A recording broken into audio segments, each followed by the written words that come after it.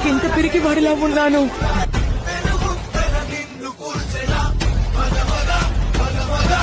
నేను బలవంతం నవ్వాలి.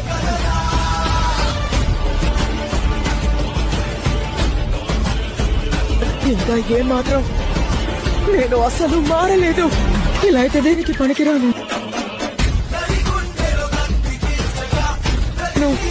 ఎంతో మంది శత్రువుల్ని ఎదుర్కొన్నాను, అయినా నేను ఇంకా అంత బలవంతం నవ్వలేకపోతున్నాను.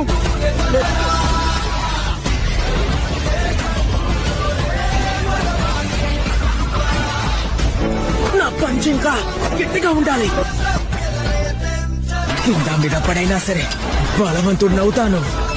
ఏదైనా ప్రమాదం వస్తే ఈసారి